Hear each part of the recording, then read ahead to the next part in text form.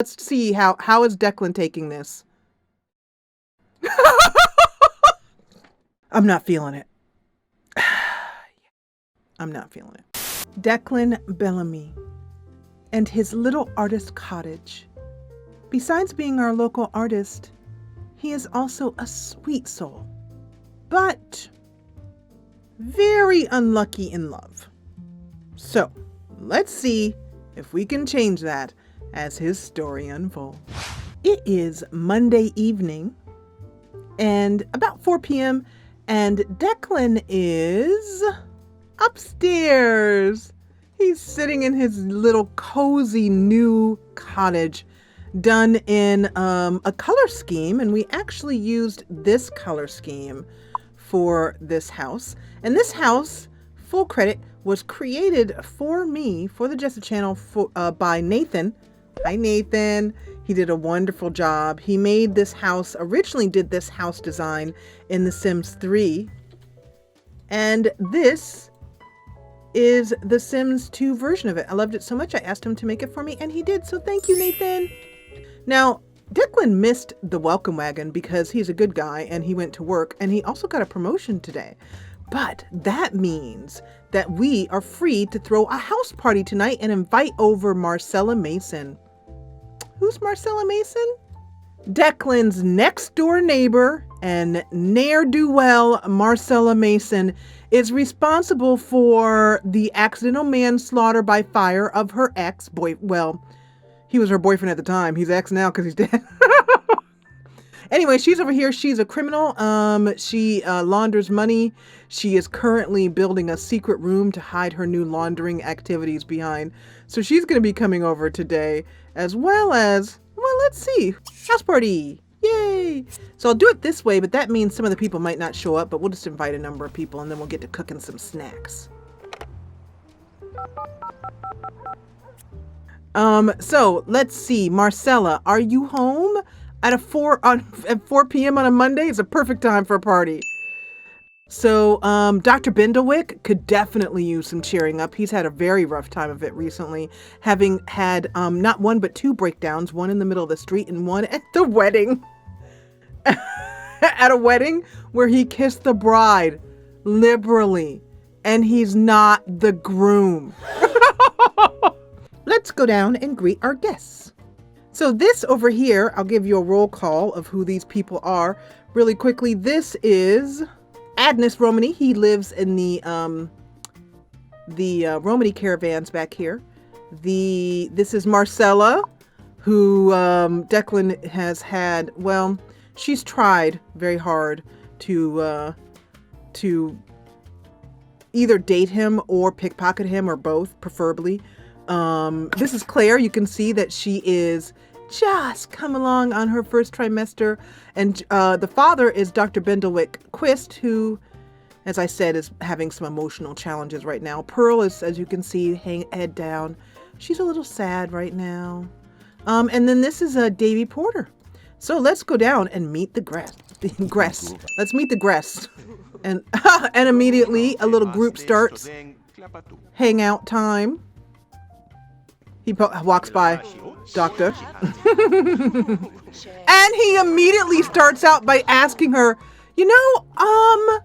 I just, the last time I came over to visit, and this is true, this really happened. The last time I came over to visit, Marcella, I couldn't help but notice when I left that I was missing a couple of simoleons. You wouldn't happen to know about that. Let's see what her lying face looks like. Yeah. I feel like when Marcella lies, her lips just start to go out, like, and just form this, like, monkey mouth.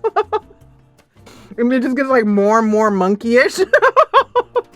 Until she vaguely resembles a very, very elegantly haired chimpanzee. So, yeah, so she's just like, no, oh no, of course not. In fact, it just so happens that I heard of a robbery up in Rivertown in the north. And people are going on and talking about that. And luckily, there's some food here that somebody can eat. Declan, are you hungry? Typical to what you can imagine. Oh, why didn't they get along? Did you see that? They just had a negative reaction. This is Pearl, who's grieving, so I can understand if she's not feeling quite herself.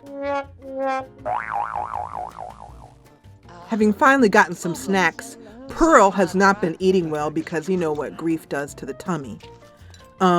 She is finally really happy to have some free food. And we're going to ask Dr. Oh, he already did. Dr. Bendlewick joins us.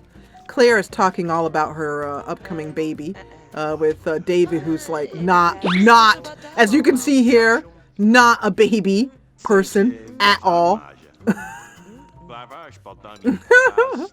Not gonna happen. It just so happens that I do believe that our local little pickpocket is trying to pickpocket Beryl Ann Sutton. Now, let me just make this clear. First, Beryl Ann Sutton is a teenager, so that's just wrong. And she's the daughter of the Constable Sutton. So that's like just stupid. Let's see if she succeeds. She succeeds.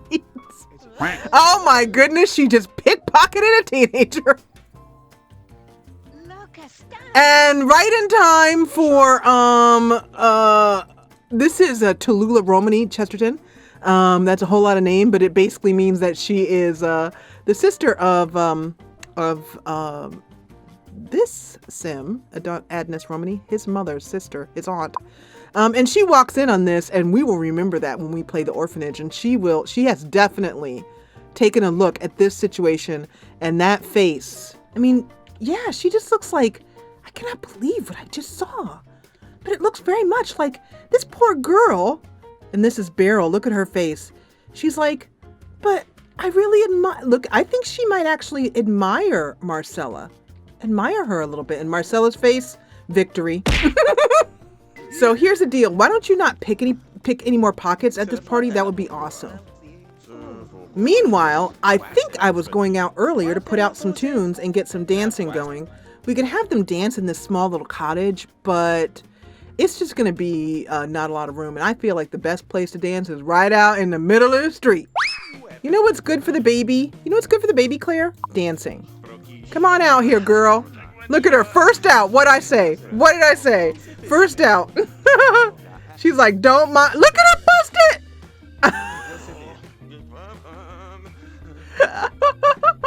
You go, girl. You go. Let's get some more people out here and join and see if anyone else wants to. Claire, do you feel up to it? We'll have to see. What's the matter? Please do not pee in your party. Go to the bathroom. What is the matter? That is not the way to impress Marcella, is tinkling on your brand new living room carpet. That thing is wool. Oh, hey, here's the vicar. Hi, vicar. He's like, back in my day, I used to enjoy a little bit of tripping of the tulips or something like that. And he doesn't mind a little bit of partying in the middle of the night. She, though, is waiting for her second tartlet. Have we got any more? Oh, thank goodness. You do not want to take away all the tartlets from a pregnant lady. It's not pretty. Hey, Vicar, do you want to join the party? Let's see if you will. Yes. Hey, Vicar, you want a boogie? Oh, now the Vicar is such a sweet guy, and he starts out with a compliment. But I'm just curious to see if Declan is going to do any kind of flirting and see how it works out. Let's just see if he can try, because he's still... He's basically got an unfortunate crush on Marcella and just continues to overlook her constant pickpocketing of him and, her constant, he can't find anyone else that is of interest to him. Let's see. He's so shy. I got a little, and then she gets in close because she is not at all in the slightest. I love a party on the, Davinia's like, I love a party on the lawn. And Pearl is starting to cheer up. Look at her and the Vicar. Look at I love the Vicar. Yes, we got a terrific party. Your guests had a fantastic time with a final party score of not bad. It was terrific. You're not bad. It was not bad. Could have been better. The tartlets were kind of stale, but otherwise it was really fun. And Marcella in the middle of the dance just literally just gets up and leaves. But Pearl is still here because she is still controlled, as is Agnes, and they decide to stay late. So, Pearl, why don't you see if Pearl wants to dance with you? While Agnes stands here awkwardly. Agnes, what do you want to do? Why don't you clean up? Why don't you make yourself useful? You know, try as I might, I just don't feel any chemistry here. Look at her. She's kind of, yeah.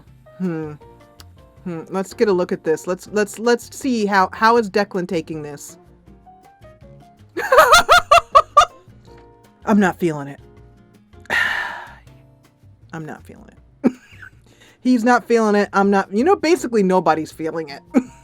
Nobody is feeling it in the slightest. Agnes is especially not feeling it.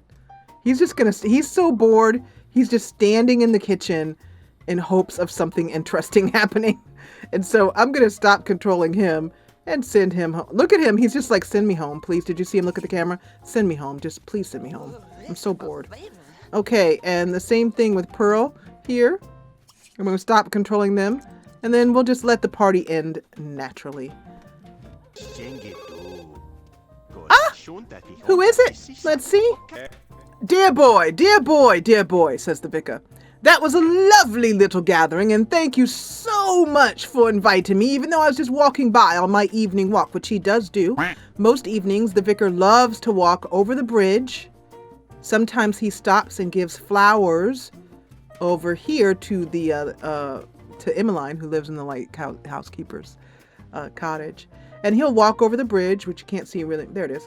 And then he'll walk back around, and as a matter of fact, because he likes to walk at night, he has seen some very interesting things happening behind Kathy's general store involving an outdoor shower and inappropriate nudity. However, he calls to let Declan know that he really appreciated the party. Agnes is wanting to talk, though. He wants to say goodbye, so we're gonna have, or he'll just leave. That's good. As Declan was on the phone,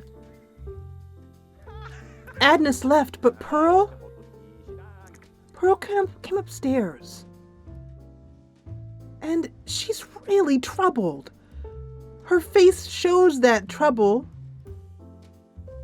as she's just sitting here, and she's, with the exception of one more lodger, a troublesome warlock, she lives alone in the cottage, and her love, Ryder, who she was halfway not sure if she wanted to be with anyway.